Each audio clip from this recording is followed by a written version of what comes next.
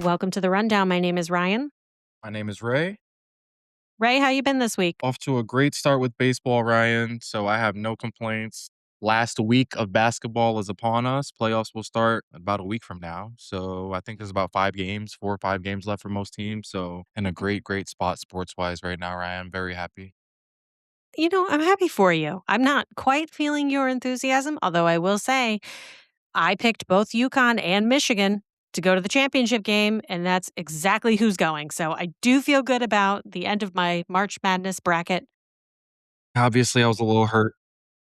I was a little hurt by Duke getting bounced the way that they did. That game was crazy. Yeah, that That hurt. game was But you know what? absolutely crazy. I actually am like a pretty big UConn fan. So if it was going to be any team, I guess UConn. It's not as bad as they You're go. I reluctantly like Dan okay with Hurley, it. but I like Dan Hurley. Yeah. I like the Yeah. passion that he coaches with. You Yeah, don't for see that a sure. lot on the sidelines, and just in terms of, just his energy. So Mhm. I'm a fan of UConn. So good luck to them. Mhm. Yes. Good luck to them. I hope they win because I And did hopefully, pick them to win if they over do Michigan. lose, hopefully they handle it a little bit better than Gino Auriemma did the What other a day. mess. Yeah. Yeah, I'm Keep sure you saw that. yourself in fucking control. I don't Which even sucks again, right? understand Because I like UConn, so I hated seeing that. if And I'm a big yeah. supporter of Dawn Staley, like, Well, so who isn't? I think if you're yeah. not, that says something about you, and I don't know how much I wanna, like, associate with you if, like, you don't have respect for Don Staley. So but I just gotta say, like, if I was a player of his, I'd be so embarrassed.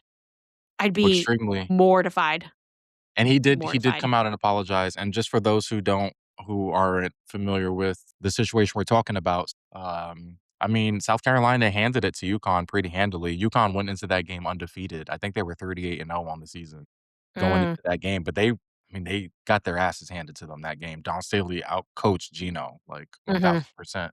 But after the game, they do the handshake line, and Gino went to shake hands with Dawn, and he had some words for her. They got into a pretty significant altercation there on the sidelines. Yeah, it was not his finest Mm-mm. moment. You gotta No. take your loss in stride, shake hands, and keep it pushing. You got outcoached, you got outplayed. It happens.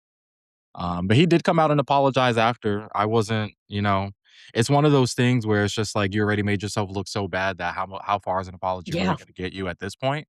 And I think Yeah. Dawn Staley I think they asked her about how she felt about the apology, and to her credit, she's like, "You know what? My focus is on the next game that my team Yep. has." And Yeah. and props to her because Yeah. 1000% she's right. Just move forward. Keep yourself in check. It's not that hard. It's not that hard. No, it's not, and I And the know, teams uh appreciate it later, you know? yeah, tensions run high, but you gotta set a better example for your players, especially in the college scene. Mhm. Agreed. Well, let's start with some quick notes on the NFL. I don't wanna take a ton of time off this because we are in the weird part of the NFL offseason where not a The lot is lull. happening, a Yes, the lull, lull as of it the were. offseason. But I gotta tell you, Kirk Cousins getting $172 million to go to the Raiders for 5 years. Yes, only 20 million of it is guaranteed, but that is insane and excessive. I don't Kirk know how Cousins many agent times masterclass. I mean, that agent is a legend.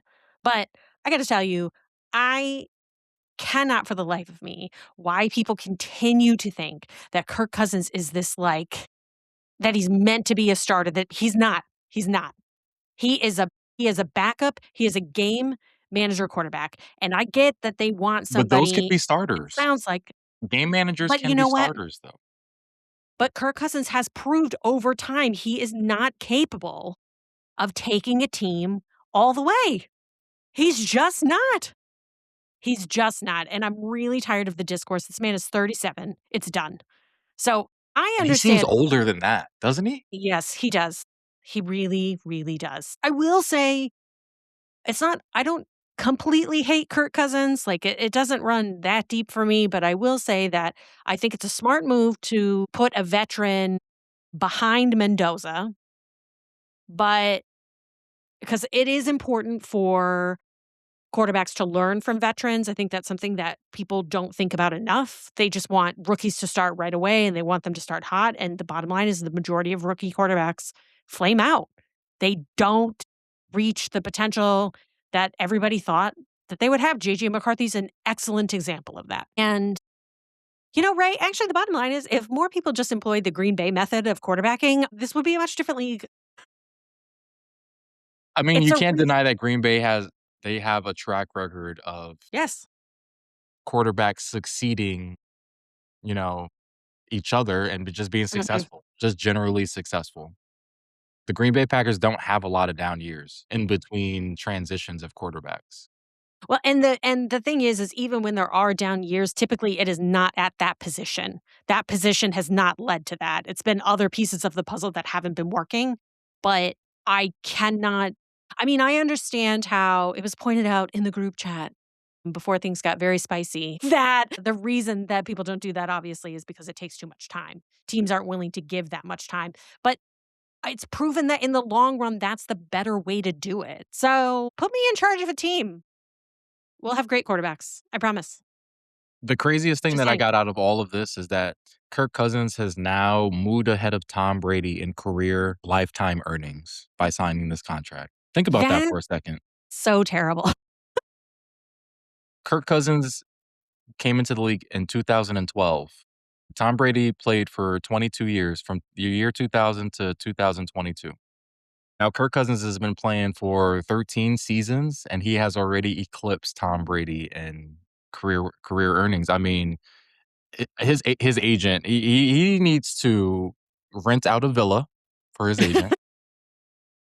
I mean, and just get him the best service because, like, come on now.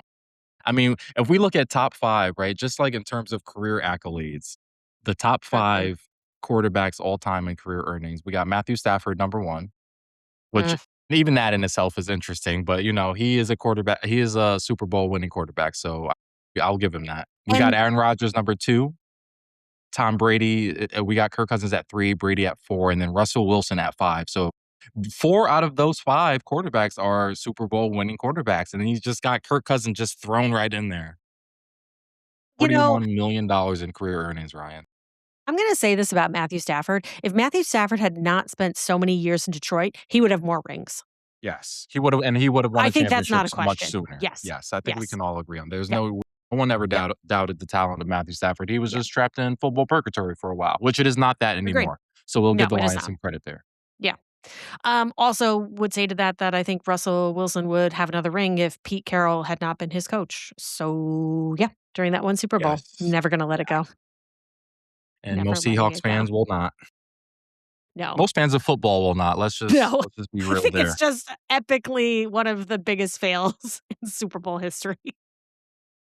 Sorry, our lists. Speaking of quarterbacks, ESPN has done a extensive piece on the issues plaguing the Eagles and Jalen Hurts. And I got to tell you, as a non-Eagles fan, I did not realize how big of a problem this was. And kudos to them because that organization, I think, masks it fairly well. But I feel like they have up until last season. We saw a well, lot of last cracks season in the armor was last very season, a telling. lot. Yeah. And AJ Brown certainly didn't help any of the Ooh. rumors floating around, some of the discourse that's been going through that organization. So yeah, I tell you, I've had a little bit more sympathy for AJ Brown after reading this piece than I would have 100%. normally. And I could killed AJ Brown because if you remember all through last season, he was I mean, especially towards the beginning of the year and as it progressed towards the middle of the season, he was kinda crying about touches, Mhm, about getting the mhm. ball, right? And then the playoffs rolled around and he couldn't catch the damn ball. I'm like, "Listen, bro, if you're gonna be crying about getting the ball, when that ball's thrown at you, you better catch the damn ball." So I was Mhm, definitely mhm. out. I was Yeah, out on agreed. AJ Brown at the end of the Eagles season. But my perspective has Yeah. changed. Well, I gotta tell you, when in reading that article, one of the things that stuck out to me was that Sirianni had compared him to Jordan in terms of his manner and focus on play, and then his agent had also compared him to Kobe in similar vein. And here's what I've got to say about that. I don't necessarily disagree with those comparisons, although I feel like to make that an accurate comparison, Hertz has got to win like a few more championships for that to be, for me, a solid comparison. But I think about the coach really that Jordan had throughout most of his career, which was Phil Jackson. Mhm. Now, much did Phil Jackson really coach? I mean, like, he did.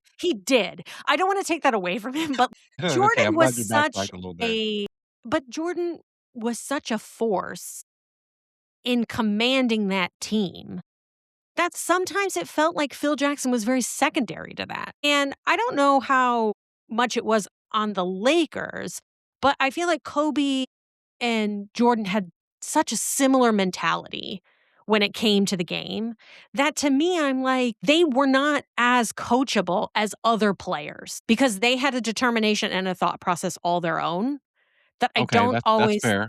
so I don't always feel like that necessarily gelled.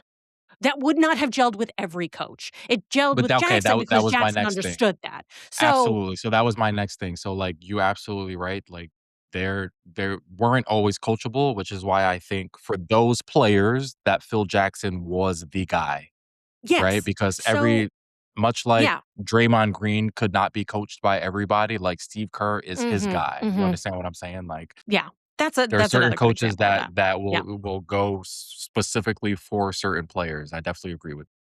So, but what I will say to that is Jalen Hurts has had this will be his 6th offensive coordinator in the past 6 years I didn't know that. or something crazy like that. Oh, yeah. There's only been one because I looked this up today. There's only been one that has stayed 2 years in a row. Everyone else gone after 1 year. Yeah, and that was That's a problem. Shane Steichen. Is that how you That's pronounce a his name? Shane I Steichen. think so. Well, that's how we're pronouncing it, so must be true. Apologies to Shane. But to me, that's a player problem. You can't go through that many OCs. You can't and expect the offense to produce and be cohesive, and it's shocking how well they've done given all those changes. Yeah, But, given that like turnover, that is a little surprising. but I feel like somebody's gotta step in and just say, "Yo, Hurts, you're not running the fucking show. You're not running the show." And that's not to say that Jalen Hurts isn't a good quarterback. I think he's one of the best in the league right now. I like Jalen Hurts. I don't have any problems with him, but unlike basketball, where you're only dealing with, I mean, how many people are on like 15 total? Like On the even with field bench people? or in Like, basketball? no, in basketball. How many Yes, people? Was it like I 15? believe it's 15-man roster, yeah. Okay. You're dealing with a 15-man roster, which means you're only dealing with 15 different personalities, which that can be coachable. That can be done easily. This cannot. You're dealing with so many other fucking people that it's not about you. It's not about you and your ego. Like, you have to put together a playable offense, and you can't be going and changing plays all the time just because you fucking feel like it. That's not how this works. So I I was slightly shocked when I read this, which I mean, that really, I think the shockness is just because I don't follow the Eagles as closely because I'm not a fan. But this to me was somebody's got to get him in line or send him to another team because they But can't do you have do another that? season like last season. Do you give up on Jalen Hurts at this juncture to just what, 2 years removed from a Super Bowl? I mean, I no, I think they should give him another year, but I do think that if he doesn't start gelling with someone, this is a real problem. Because again, the offense isn't just him. It's not just him. Like, I'm going to give Sam Darnold, okay? Admittedly, had a good season. I'm not taking that away from him. But is Sam Darnold this insane quarterback? No, he's not. But he did exactly what he needed to do. Right, And yeah, he he worked played well. he was what's the word I'm looking for? He played great in the role that was assigned to him. Yes, He he was excelled in his effective. role. He did. He did a great job at doing what he needed to do. And right now, they need a quarterback who can do exactly that. And is Jalen Hurts that person? I don't know. But I got to tell you, you don't need I can't believe I'm going to say this out loud. I feel like I'm going to get a lot of flack for this. You don't need a big time quarterback all the time, which I know contradicts exactly what I just said about Kirk Cousins being a game manager, but like sometimes you don't need that. No, I think you Not all need teams somebody need that them to bail you understands the out, you team. know? Yeah, you Yes. need someone that understands the team, understands their role, and doesn't think that they're bigger than the team. if the talent isn't there, they need to understand, like, I know I'm not one of these top 5 to 10 quarterbacks in the league, but this is my Mhm. role, and I'm going to be elite in that role. I might not be as elite as some of these other Yes. names that might be thrown out, but guess what? I'm gonna be elite in the role that was given to me in this team. That Mhm. is exactly, like you said, what Sam Darnold did last season and leading the Seahawks to that Super Bowl victory. I think that's what he did. He was elite in the role that was given to him Yeah. by that team. I think sometimes about that is like Jared Goff, I think is a good example of that because he's not always in everybody's like top 5 QB That's a list. great But I example, yeah. but I feel like he's a solid guy. Like when Mhm. he fucks up, it's not great, but he is a solid guy. And he's gonna give you what you need. The other parts of the team have to do their part to excel and for the win. But I feel like with Jalen, it's like, I'm reading this article and I'm like, this is crazy. He doesn't like to run certain plays. He doesn't like to and I'm just like, that's not up to you. What are you doing? I don't know. It did rub me the wrong way, and I will say that again, as I said before, all right, AJ Brown. Not all you. Not all you. My And I apologies. think My when apologies. you go back to talking about the Jordan and Kobe comparisons, I think Mhm.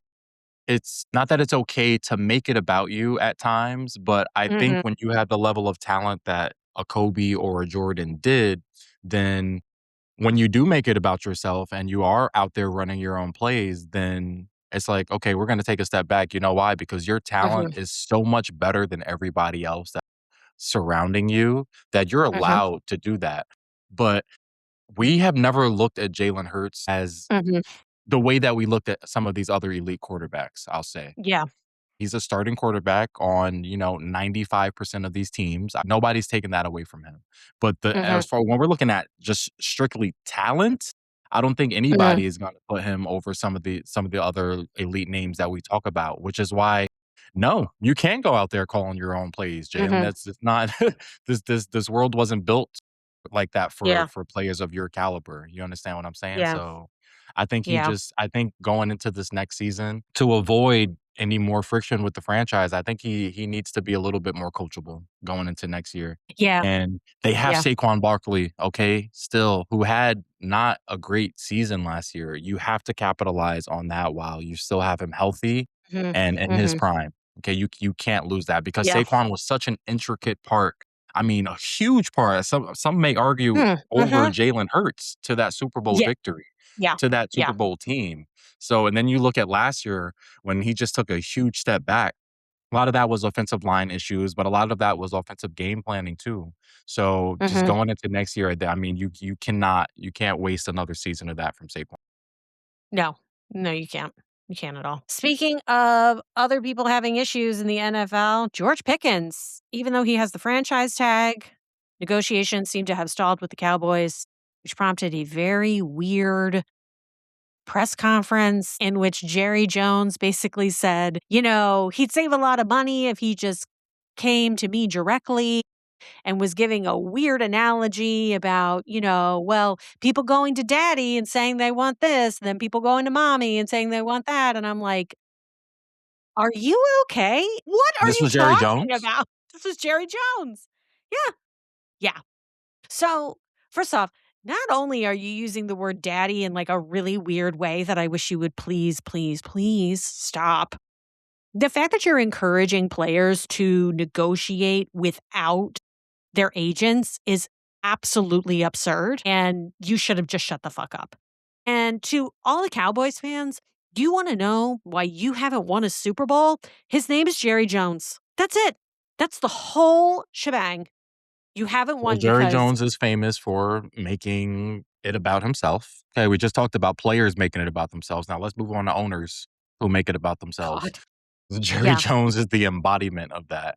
Let's not just forget we're less than a season removed from them trading away one of the best players in the NFL, at least one of the best defensive players in the NFL, and Mm, Micah Parsons. And we didn't forget about that. How do you let Micah Parsons walk out that door? And I mean, not walk out. I mean, you let go of him. You traded him. mhm, mhm. It's just these things can't happen.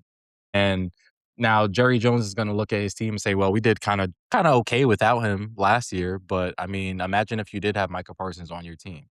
So, Yeah, wouldn't have I had don't as many know. defensive problems. This is gonna be this is might turn into another one of those things where Jerry Jones thinks he's bigger than the program, and his ego gets in the way again, and they might let one of the best receivers walk away from their team. And, I mean, who is that gonna throw the ball to? I mean, he still has CeeDee Lamb, but he needs weapons on the offensive side of the ball, especially because the defense has shown that they can't stop anybody.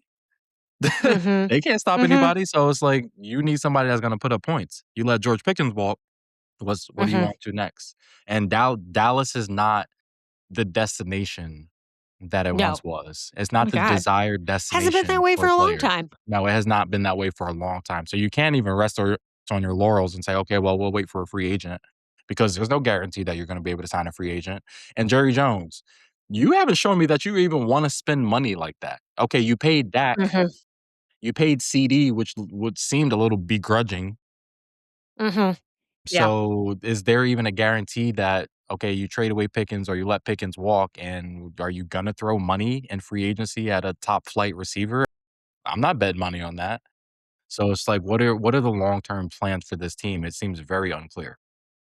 I feel like it's been unclear for so long, and to me, that's what happens when your owner is also your GM. Like, Mhm. this is a big problem, and it's always been that way, and then it's like, if you look at the structure of the organization, how far down do you have to go before somebody's last name stops being Jones? Like, what the fuck? Like, Is because 'cause that they're the all case? in on it. Well, the whole Oh, family's okay. in on it. It's Yeah. all like, "Oh, yeah, very family business oriented, that family. Oh, See, I yeah, yeah, actually yeah. didn't know that Yep. about the Cowboys. Oh, yeah. Yeah. Not escaping the clutches of the Jones family anytime soon, much to their detriment, I fear. But, listen, I'm not a Cowboys fan, so I don't have a lot of stake in that game. But I will say that I think the idea where he's talking about players not using agents is crazy. And I mean, I will say that I did not know this until this week. Lamar Jackson does not have an agent. And I think Oh, I that's did know that. insane. Yeah, no, I actually did know that. I think that's crazy and a mistake. But, to each their own. And yeah, I guess. Now, let me ask you a question as far as it comes to, like, agents. So, in Lamar Jackson's case, like, what do you so, like you said, you think it's a mistake. What do you think is the biggest difference between him having an agent and not? Because 'Cause didn't he get paid, like, pretty significantly by the Ravens Yeah, I mean, the without an reason he agent? the reason he doesn't want an agent is because he doesn't wanna pay the commission, which, okay, Right. understandable. Like, I Yeah, don't yeah, yeah. I don't necessarily think that's a bad thing, but I think that sometimes what intermediaries do is they do the hard work.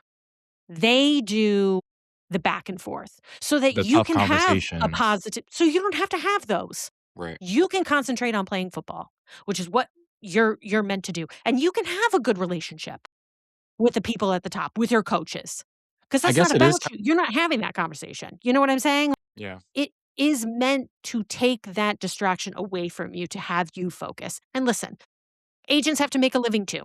But if they're a really good agent, they're going to get you the best deal because that also gives them the best deal. You know Right. what I'm saying? Like, I don't, I mean, I think that having those players, having agents, especially who know about or at the very least like good contract lawyers who understand what goes in to the minutia of these contracts because it is very lots of minutia in terms of like bonuses or when you can get additional money, all of that stuff.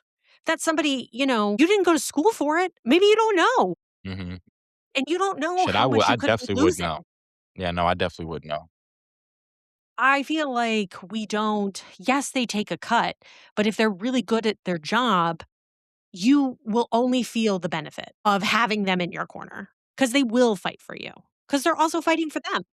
So I just think it doesn't, I mean, listen, Lamar obviously continues to have success and good for him, but I would never advise somebody not to have an agent. I just don't think that I mean, people used to not have them and they would get taken advantage of. And I think it's rare that, like, maybe that hasn't happened to Lamar, but that's rare that you don't get taken advantage of. And it's the same it's even outside of sports, entertainers, musicians, actors, they all have agents for a reason. And it's so that they can also be protected.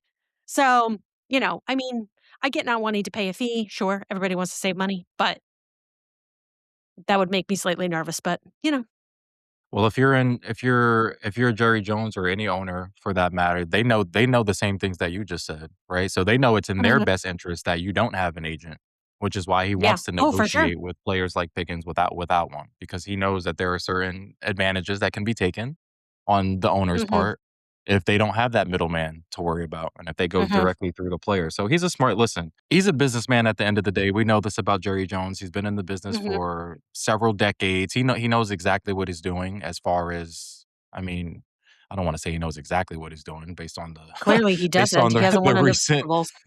yeah, recent history of the Cowboys, but at the end of the day, he is a businessman, so he understands the intricacies of certain things, and I mean, he knows what he's doing when he's trying to negotiate with these players without their agents there. Jerry Jones, a lot of credit for, a lot of his business transactions, but reading the room, not high on his skill No, list. he's so terrible at that.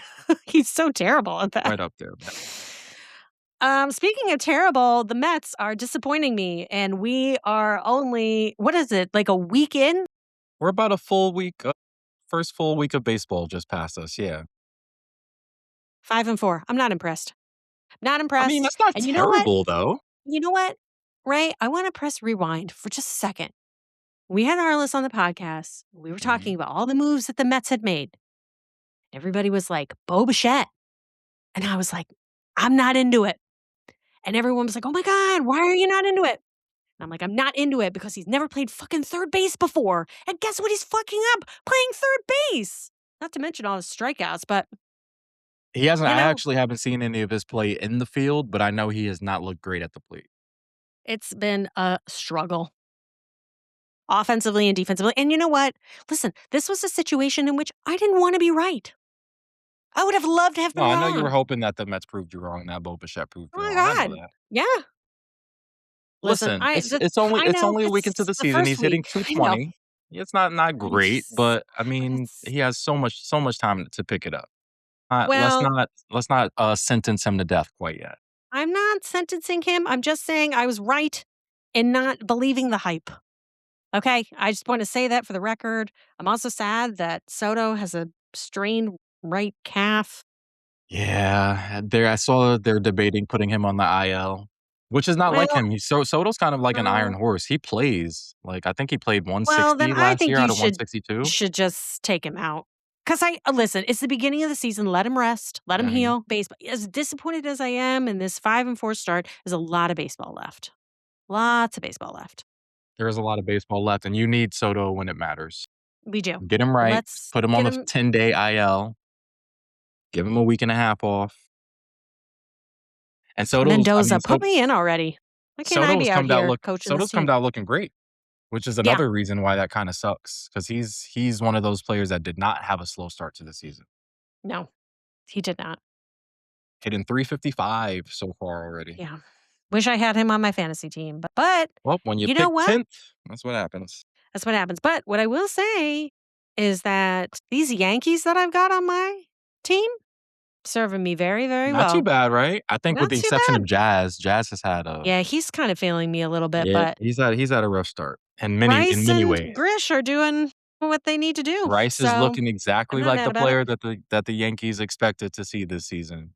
Like, we talked about this before the season started. The Yankees, they put a lot of faith into Ben Rice going into this season. That was one of the reasons why they were comfortable not adding a bat in the offseason. 'Cause they Hmm. looked at Ben Rice and they said I think Ben Rice had about 24 homers last year, and they expected him to be better.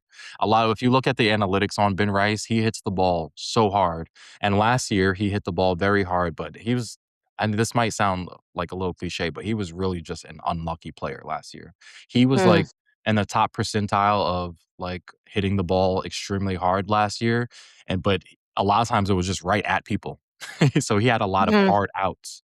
But the Yankees looked at those analytics and said, "Listen, if he can just get the ball to drop a little bit more, then he's gonna have, like, a breakout year this year," and he's looked every inch of the player that the Yankees expected to see. The Yankees in general, like, Ryan, I know you are. it's hard because baseball is such a long season, but when you wait all off season for the games to start and then you start as well as the Yankees have, it's hard for me to not be excited. The Yankees are Well, 7 especially and when they 1. We're yeah. looking good. We're looking very good. Best record in baseball a week into the season. I'm loving it. Well, and especially since they didn't do a lot of off-season moves, to your point, which was one of the things that you were like, I don't wanna say you were mad about, but it was definitely a little frustrating, I I think, think to not, I was have probably something happen. like Yankees fans were extremely divided this offseason, and Mhm. Yeah. I was in the minority, if I'm being honest. Like, I would say 80% of Yankees fans were not happy by the lack of moves that happened this Mhm. offseason. But I looked at again, and we spoke about this in previous episodes, I looked at what our offense did last year. And I said, "You know what? Like, we had the best offense in baseball last year. We hit the most home runs. We scored the most runs. Like, we had a good offense last year. I didn't hate the idea of running it back." Now, I will say, a week into the season, I'm looking at this team and pretty sure I've watched every game up until this point. The way that we're winning these games, Ryan, is so different than last year. Mhm. So, for example, last year, like we had pretty much our offense was like if we hit home runs, we won games. If we didn't hit Mhm. home runs, we didn't score. Now I'm looking at this team this year. We haven't hit a lot of home runs, but we're still winning games, and I love that. This I'm looking at this Yankee team, and it's like I'm looking at this team. We're playing baseball now. And what I mean by that is, like, we're running bases, we're stealing bases. I think we have the American League lead currently through the first week of the season for most bases stolen. I think we're at 12. No one has more than us. We're taking the extra base, which we never did last year. So taking the extra base, for those who don't know, is say we have a runner at first, there's a base hit. That runner goes instead of just from first to second, from first to third. We've done a lot of that this season, and that's huge. Mhm. That's huge in terms of getting more runs. Yesterday, I'm watching us play the Marlins. We were down in that game 4-0, and we came back and we won that game. Now, several years, the last few years, we get down, 3, 4 runs. I have no faith that this team is gonna come back and win. But the way that we did it yesterday, like, I loved. We get a walk, Cody Bellinger hits a two-run home run. So, yeah, there's a home run there. But all the runs after that, I think we ended up scoring, about 9 runs yesterday. All the runs after that, we didn't rely on the home run to score those runs, and that's what I'm loving the most about this team is the variety of ways in which we're finding ways to score. And everything that I've talked about up until this point has been offensive. Have you seen our Mhm. pitching, Ryan? Our pitching is just like even and yesterday, ironically, yesterday was the first game of the year where our starting pitching didn't look great. I believe our Mhm. starter gave up 4 runs, and that was the most given up so far by any starter this year, and then the bullpen came in and didn't look great, which also hasn't been the case all year. But outside of yesterday's game, which we still won because our offense picked up the pitching, this pitching staff is looking scary. It's looking Mm. very, very scary. Max Fried has been absolutely lights out, and he's starting today's game. It'll be his 3rd start of the season. He's 2-0. He's given up no runs yet this season. Cam Schlittler through 2 games, no runs this season, no walks also.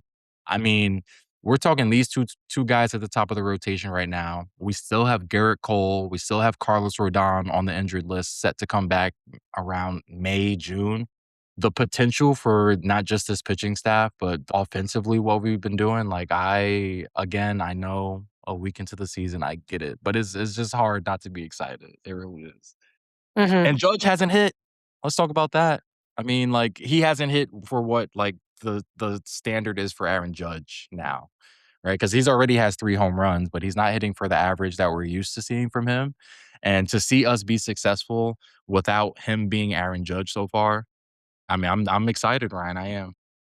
I think that can only mean good things for you guys going down the line, because 'cause he'll get it back, like, he'll come back, like, he'll make his way, and once that happens, and if the team continues to play the way that they're playing, I gotta tell you, I'm seeing a light at the end of this tunnel for you. And I said, there's no team in the American League that I look at and I say, "Okay, that team is definitively better than the Mhm. Yankees." I say this almost every year, but a week into the season, again, I'm looking at the American League right now. The closest team record-wise to us are the Astros at 6-3, but no other team has more than 5 wins. Mhm. Eh, it's early. A lot of teams are still getting into form. There's still a lot of injuries throughout the league, but if the Yankees can stay healthy, what I'm worried about, Ryan, and here's how I'll know whether this Yankees team is a little bit different from past years. It seems like every single year around June, the Yankees just forget how to play baseball for whatever reason. They go from looking like one of the best teams in April and May, and then around June and July, they just turn into a god awful team. It's happened like 3 of the last 4 years. So I'm looking to see, can you keep this momentum up? Can you be a juggernaut throughout the year? And injuries are gonna happen, that's inevitable. But I'm saying injuries aside, right? Say if we go through the season somewhat mostly healthy, there's no reason why we should look like a different baseball team Mhm. than we do at the moment. So if they can figure that out and figure out how to keep their foot on the gas for a full 162 and not just 100, then yeah, I think this team can definitely go places. Well, considering I play in the National League, I'm just gonna say congrats to you, and yeah, I don't think I'll start caring about that until we get way later down the line, but no, I'm happy for you and happy that the few Yankees that I do have are helping me out in fantasy, so, I'm not gonna be mad at it. However, as high as it is to be a Yankee fan right now, I can't imagine what it feels like to be a Laker fan right now, where you've Ooh, just watched your season die. Whew, Doncic and Reeves, back to back in the same back game, to back, actually. back to back. In the same game. You know what? So you know what's funny? First of all, so the game in question, they were playing OKC. Okay, this was Mhm. just a few nights ago. I actually watched the first half of this game. I turned it off at halftime because the Lakers were down 30. And then I got a notification that going into the fourth, they were down about 50. So I'm glad I turned that game off. Jesus. And Luca, LeBron, and Austin Reeves, they all played in the first half of this game, mind you. Now they were in OKC, but come on, you're down 30. But anyway, I was watching this game and I noticed the broadcast did focus in on Luca favoring was his hamstring, I believe.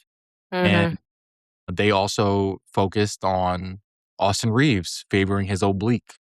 So you could see that they were both playing through discomfort. Now, mhm. it's the NBA in 2026. You're down 30 at halftime. I mean, you're 95% chance, maybe even 99% chance you're not going to win that game. Okay. But with the way that the NBA is set up, teams go on runs and 30 is not looked at in the same way it was, It's not 20 years. impossible. It's Yeah, not yeah, impossible. yeah. So I'm not gonna kill JJ Redick, and I'm not gonna kill the Lakers for sending Luca and sending Austin Reeves back out into that game for the second half because you never know what could happen, okay? But I mean, I know Lakers fans probably are looking like, "What are we doing?" Because it was Mhm. Ryan, it was obvious in the first half that Luca wasn't 100%, and it was obvious that Austin Reeves also was not 100%. You could clearly see them playing through something. So, do you decide at that point this game is a wash? We need to sit them? I mean, it's easy to say in hindsight, of course, right? If it's I think in the moment, if you're looking at the Lakers for sure have had an upsurge in their coming to play. The West is not safe. They still have a chance, and I think that everybody's been like, "Oh, wow, they've really kind of turned it around." But I feel like if you're down by 30, you're noticing that 2 of your players who have made this run possible Yes. are not playing like themselves. Take them out because the one game isn't worth now what you've lost, Yep. which is Doncic for the entire season. He's not even coming back for playoffs, correct? Like, he It's can't. TBD, TBD, TBD. Jesus. And then you've got Reeves, who's like, what is it? Like a 4 few to 6 weeks at weeks. least, 4 to 6 4 to weeks. 6 weeks. So, So that's what, at least the first round of the playoffs. I mean, oof. probably at least the second round if I had to guess. I mean, a month and a half from now, yeah, that's at least the first 2 rounds. And We listen, got a and week you know less in the what? season. I would say that if this was 5 years ago, 6 years ago, I think LeBron could still make something Right. happen. You know what I'm 100%. saying? I agree with that. But Yep. you don't have the LeBron of 6 years ago. You have the LeBron of today, who is still, please, Mark, don't kill me. Don't get me wrong. He's still He's a still a really top great 20 to player. 25 He's player, still yeah. top player, top tier. However, he cannot do it alone anymore in the way that he could, 6, Like 10 years ago. 2018 LeBron on the Yeah, Cavaliers is like not the same and guy. he could have done it. Like, at that point, 2018 LeBron could still you could look if they had 2018 LeBron, you could be like, "The Lakers could still do it." Yep. But now And listen, you'd if be they like, had "Who could do it?" 2018 LeBron, they wouldn't have needed to trade for Luka Doncic in the first place. They would not have. They would've But just been, "Okay, we got 2018 LeBron and AD, okay, we're fine." I mean, I, like you, am not gonna go after JJ Redick and be like, "That was a really stupid fucking move to not take them out," but I think that that moment, you need, like, an assistant you need somebody on that bench with you that's like, "Dude, this game won't matter, but the ones coming up will. So take them out. Sit them. Just Yeah, sit them." it's tough You because know? the It's a Lakers are tough call, battling. such a tough call. Yeah, yeah, yeah. Yeah, the Lakers are battling for seeding position right now, and they're still currently 3rd in the West, but they're tied for 3rd now with the surging Nuggets, who have won 8 games in a row. And just quickly, I'm not gonna divert too much, but I watched Nuggets Spurs yesterday, Ryan, Ooh, and yeah, can we yep. please get a 7-game series of Jokic versus Wemby? Because, I mean, wow. That game yeah. went into overtime, Ryan, and that was easily, like, one of the best, and I texted this in the group chat before the game went into overtime. So the game Mhm, wasn't even finished yet, and I said this to the group. I mean, that was such a fantastic game between 2 first of all, 2 MVP caliber players in Wemby and Jokic, and just the powerhouses that those 2 teams are looking like right now, and I think the Spurs went into that game on a 11-game winning streak while the Nuggets came in on a 7-game win streak. So both teams are peaking right now. Both teams looked great. I mean, just a fantastic, well played game all around by both teams. Sucks that one of those teams had to lose that game. But to go back to the Lakers are tied right now for 3rd with the Nuggets. I mean, but the Nuggets have won 8 in a row, and the Lakers are not gonna. I mean, they got 5 games left of the season. They're not gonna win a majority of those games if I had to guess. And the Nuggets look like they're gonna keep winning games. So I'm predicting that the Lakers will probably finish in 4th. They still mhm, have a 2-game lead on the Rockets, who are in 5th right now. But assuming that the Lakers do drop down to 4th, that means that they're gonna start a first round series with the Rockets. Now, as far as the Rockets go, I mean, they have KD, they have Sengun, they have Amin Thompson, so they have a pretty good roster. Going against LeBron and company with no AR, no Luca, I mean, I'm inclined to pick the Rockets in that series. And it might be close. I don't see the Rockets running away with that series, maybe in 6. I'm gonna give LeBron some credit here. I don't think the Lakers go out easily, but year 23 LeBron, yeah, I just don't see it. I mean, and if the standings stay the way they are now, if they stay in 3rd by some grace of God, they're gonna play the Timberwolves in the first round, who are the 6th seed, mhm, assuming the Timberwolves stay in 6. And I don't think Anthony Edwards is going for it. I actually mhm, think that the Timberwolves would take better care of the Lakers than the Rockets, to be honest, because I've seen Anthony Edwards in the playoffs, and mhm. he's a real one. He sent the Nuggets Yeah, packing. yeah. Yeah, it's not looking good for the Lakers right now. I think their season, might be over. I'm gonna say this, and I wanna know if you agree with me on this. I feel like this is gonna be one of those playoffs where the West playing the West is way more fun and interesting than any game they're gonna play against the East in the championship. I can't I just don't think the finals are gonna be as exciting as the playoffs. I will I don't say, know. outside of the top 3 teams in the East, if any team outside of the top 3 teams in the East make the finals, I'm gonna agree with you. But I really like this Pistons team at number 1. I would like to see them in the finals. I like Cade Cunningham. Will he come back after the issue with his collapsed lung and, be the same player? That remains to be seen. But I would love to see the Celtics in the finals now that Jason Tatum has returned back and looks great. Had a triple Mhm, double the other day. I mean, like, he really doesn't look like he's lost a step. If anything, he's kinda just allowed Jaylen Brown to continue being the player that he's been all season and kinda taking a mhm, backseat to him, just a little bit. mhm.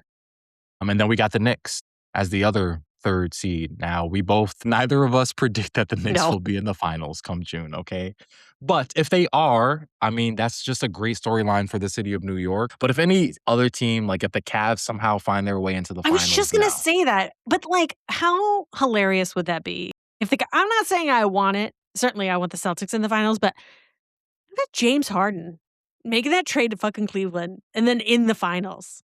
How crazy would that be? That would be crazy because I don't think any of us looked at that trade and No, instantly thought that that made the Cavaliers title contenders. I mean, they probably I think still don't differently think that about they that. are, but listen, this is basketball and you never know. When you get hot, you get hot. Yeah, you never So, know. I mean, the you never Knicks, know. even prior to Jason Tatum's injury last season, were on the verge of eliminating the Celtics, which nobody predicted. Yeah, no. I mean, basketball is one of those sports where 99% of the time the better team is going to win in a 7-game series. But I mean, you have some outliers. But I do agree that I think the Western Conference playoffs, especially if we get a matchup like the Thunder and the Nuggets or the Nuggets and the Spurs, like those are going to feel like the finals. Those series Mhm. are going to feel like a Yeah, but preliminary that's what I'm finals. saying is that I feel like that's gonna end up being more exciting. Like, I feel Right. like when last year when you watched the Knicks and the Pacers, that Mhm. was that was basketball. You know, you're having Halliburton come in, pulling the Reggie Miller, like, in Madison Square Garden, you're like, "What is even happening?" And then they go and play OKC, and I was like, "That was boring?" It's like, that was not what I wanted it to be, That series went you know? 7 though, and had Tyrese It Halliburton didn't not have got the hurt in the first. pizzazz. Huh? It just I didn't th have the I pizzazz, you I know? think I I don't think know. that I think that's because the Pacers were severe underdogs in pretty much every Mhm. series that they won in the True, playoffs last true. year, including like let's be real, okay? They shouldn't have even been in a game 7 with the Thunder. No! The Thunder were No. so significantly better than almost every other team last year. That says something bad about the Thunder, to be honest. That was more of a reflection on No, no, your no, no, I don't think inability so. to I think that was just it really is me propping up just exactly what Tyrese Halliburton did last Mm. season in the playoffs and the run that he took that Pacers team on. It was just so unprecedented that yeah, no, this is 100% like good Tyrese and not at all bad Thunder. I think they just did not expect what any of us expected to see like from the Pacers. I think we all as the Pacers went from round to round, I think we were just like, okay, now they're going to come back down. Okay, now they're going to come back down. And they just Mhm, never did until unfortunately Tyrese gets hurt 5 minutes into that game 7. But there is a mhm. large part of the basketball world that believes if Tyrese doesn't get hurt, and he started 4 for 4 from 3 in that game. If he doesn't get hurt that game, a lot of people believe that the Pacers win that game 7 in OKC. So, That would've been no, insane. that was a really good series, but even before that, the Thunder went 7 with the Nuggets earlier in that playoffs, and Yeah, that felt like that yeah. was a finals. The 2 MVPs going up against each other, like Jokic versus SGA, that was a fantastic series too, and that series went 7, so I don't Jokic. know, I'm very excited for the West playoffs, I'm excited for the East playoffs, but so much of the juggernauts are in the West this year, Yeah, I would I'm so agree. excited to I would see what the agree. Spurs do. So excited to see what Wemby can do with this Spurs team. You know, I'm really rooting for Wemby to win the West.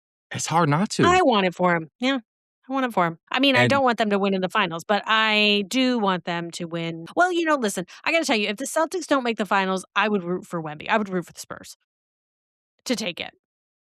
But, you know, and if you're the my team's Thunder, in, my I team's in. mean, if you ask if we were to ask the Thunder, they're not gonna admit to being scared of any team, but They should be. the Spurs have had their number all season. In But you know fact, what? Yeah. Yeah. the Wemby was asked in a I think it was a post-game press conference a few weeks ago, like, "What argument do you have that you should be the MVP for this season?" And one of the arguments he made, which, sorry, it's a damn good argument, is that he beat the Thunder, what, 4 times this season? He beat the reigning Mhm. MVP 4 times this Mhm. season. I mean, that means something. Yeah. It does. It does. No, I root for them. I think that they're great. But you know what? You can't count out the Nuggets. No. You can't count out Jokic, No, you can't, even especially though I after want that to, game but that I you saw cannot. yesterday. No, yeah, the Nuggets are too good, and they're well coached. I will say Mhm. I don't know if you remember this, but just with a few games left in the season last year, they got rid of Mike Malone, the Mhm. coach that brought them the championship. They got rid of him with just a few games left in the season, and I actually rooted against them because I was really upset by that. I like Mike Malone, and I felt like the Nuggets just handled that situation just really weird. You're gonna get rid of your championship winning coach with less than 10 games to the season left. But let me tell you, they went to the playoffs, and not just for the remainder of the playoffs, but the remainder of the regular season, they played, like, significantly better, and they played great all throughout this year, even battling injuries constantly throughout the season between Aaron Gordon, Peyton Watson. They haven't had a really healthy roster, but they've managed to stay afloat. They're a top 4 seed in the West. They're very well coached. I'm gonna give Adelman a lot of credit on that. You don't wanna see the Nuggets if you're any team in the West No. going into the playoffs. You don't. Can I also just say for the record that I think Adelman looks like the guy on the cover of Mad Magazine? It, like, he looks the exact same. I know that's, like, terrible, but every time I see him, I'm just like, "That's exactly what you look like. I've Like, what are we never, doing like, here?" made that connection, and now I can't unsee it. You're I will never gonna never be unsee able it to now. unsee it. You're welcome, Ray. I You're welcome. appreciate that. Very nice. All right, moving on to my favorite segment, trash cans. One person's rant about what's bothering them the most in sports. This week, I'm gonna take it. And I'm gonna speak directly to the NFL and Roger Goodell. Make a fucking deal with the NFL Referee Association. I cannot stress this enough.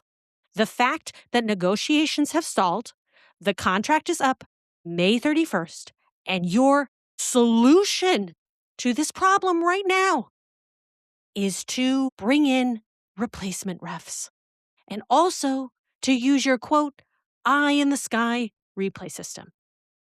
Raj, can I call you Raj? I'm going to call you Raj. Raj, do you not remember what the fuck happened in 2012 when this happened the last time? The calls were egregious. They were game altering errors, procedure non existent. They fucked up everything. They fucked up everything so badly that President Obama talked about it. Do you know how bad you got to fuck up for the President of the United States, who's dealing with God knows what, to have to comment on the state of the National Football League? Insane. Lest we forget the Fail Mary, which directly impacted my team, the Green Bay Packers, which was a disgusting display of calling, or should I say, non calls, missing pass interference calls, calling interceptions touchdowns. Absolutely fucking absurd. And what pisses me off the most about that moment in time was, of course, it was a game against a team that doesn't have a fucking owner. So, do you think Jerry Jones would have stood for that? Do you think Rooney would have stood for that? Do you think all of the other teams that have owners, all 31 of them, would never have stood for that? But no, it was against the Green Bay Packers. So what did Packer fans do? Well, we took to Twitter, the internet, anything. We flooded the call line to the National Football League to complain. Changed a couple days later. You finally brought back the refs. Don't make us fucking do this again. This is insane that this is even being discussed. That was one of the hugest failures in the modern era of the National Football League, and you think we're just going to go through that again? You think we're going to take refs from college and use that eye in the sky shit? Like that's supposed to do something? No, absolutely the fuck not. We're already having problems with the system and replays and all of that stuff. And then you want to throw novices into this? Absolute fucking trash cans, Raj. You make that deal and you fucking make it now. So where do they pull these replacement reps from? And I don't know if you've watched a college football game, but there is a drastic difference between how college is played and the NFL. And those refs are not prepared to call games in a professional setting. You're just not. You don't have the training. You don't have the experience. Pay the fucking refs. This is not hard. This is not rocket science. Pay them So their money. is this something that is, like, guaranteed to happen, or is there still time to negotiate here? Well, obviously, the contract doesn't expire until May 31st, so there is time. Okay. Okay. So we could still make headway. But the fact that this is even being discussed is disappointment on a level I can't even describe. Nobody wants to go back to that 2012 season. It was awful. It was so bad, Ray. It was so bad. It was And so if you're bad. a professional league, you want the best of the best, and not just the players or the coaches, I mean, at every in every facet of the game. and that includes the referees. Do you want a season that's dictated by terrible officiating? Do you want that to be the storyline of your season if you're Roger Goodell? No. And I gotta tell you, if they don't come to a deal and this happens again, he should be out as fucking commissioner. How dare Yeah, you let this yeah, happen twice? How yeah. fucking dare you? And so he was also the commissioner when this happened the first time around. Yep. Yeah. I can't even watching that game against Seattle and, like, honestly, it's why I hate Golden Tate. Hate him, and it's all because of this one play, and it's Now, not what even did really he have, his like, an fault, illegal it's the hit? Was ref's that what it fault. was, if I remember No, correctly? well, he shoved somebody. I mean, he there was pass interference on behalf of him, but it was like the refs couldn't make up their mind when he caught the ball if it was an interception or if it was a touchdown, and it was just like chaos. And I believe after the call was made, Green Bay was so disgusted, they left the field and they wouldn't even stay for the kick. I don't even think they stayed. Some people might have come back out, but people had already gone into the tunnel. It was Yeah, let's run bad. that back, Roger. It was so bad. Yeah. Raj. Can we Raj. can we both call you Raj? We're both calling you Raj. Raj, pay the people. Pay the refs. Trash cans. Absolutely. Well, Glad you could that's get going to that do off it your for us. chest. I really needed to. I've been thinking about that all week. I don't know if people know. Well, people don't know this because I'm about to tell you, but I normally don't do trash cans. This is like Ray's thing. So I've got to be like mad. Like, I've got to be mad about something. So I love that the two trash cans I have done have been about the refs and the Chicago Bears. But, Those have been both your of my trash your cans. rant about the Chicago Bears, like, I was told that people really enjoyed that. Like, they were like, Listen, "Damn, we gotta get Ryan on happy, trash cans more often. She's passionate." happy to happy to make some. Yeah. Well, listen, when it pisses me off enough, yeah, I'll make a big stink about it for sure. Mhm, Well, mhm. all right. Well, that's going to do it for us at the rundown. We'll talk to you next week. Alright, happy Easter, y'all.